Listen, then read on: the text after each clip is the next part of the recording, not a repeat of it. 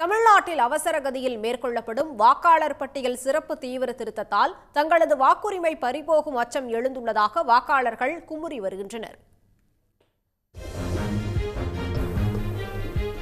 தமிழ்நாடு முழுவதும் 6,18,00,000 வாக்காளர்கள் உள்ள நிலையில் கடந்த 4ஆம் தேதி வாக்காளர் பட்டியல் சிறப்பு தீவிர திருத்த பணிகள் தொடங்கின. அடுத்த மாதம் 4ஆம் தேதி வரை ஒரு மாதம் மட்டுமே நடைபெறும் இப்பணிகளில் ஏராளமான குளறுபடிகள் உள்ளதாக வாக்காளர்கள் குற்றம் சாட்டுகிறார்கள்.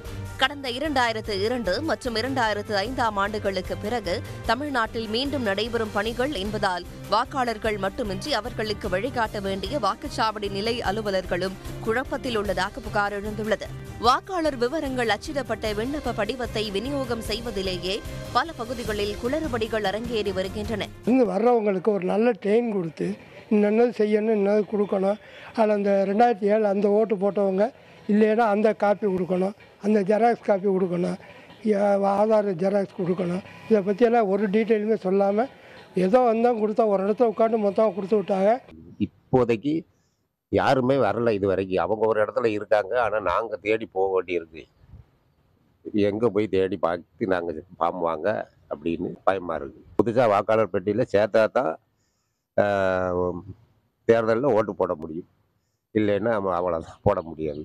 இதனால் ஜனநாயக உரிமை பறிக்கப்படுமோ என்று ஒரு பயமாக இருக்குது. ஓட்டர் ஐடி ஃபார்ம் கொடுத்ததில் வீட்டுக்கு டோர் ஸ்டெப்பில் கொடுக்கணும். அது எங்களுக்கு கொடுக்கல. ஒரு இடத்துல அவங்க ப்ளேஸ் பண்ணிவிட்டு நீங்கள் வாங்கிட்டு போங்க அப்படின்னு சொல்கிறாங்க. வயசானவங்களாம் எப்படி வாங்குவாங்கன்னு நாங்கள் தான் எல்லாம் எடுத்து கொடுத்தோம். அதில் பாதி பேர் பாதி ஃபார்மை எடுத்துகிட்டு போனனால எங்களுக்கு 4-5 பேத்துக்கு ஃபார்மே இன்னும் ரிட்டன் எங்களுக்கு வரல. ஃபில் பண்ண ஃபார்மையும் வாங்கிட்டு அக்காலஜி ஃபார்மையும் அவங்களே வாங்கி வச்சுக்கிட்டாங்க.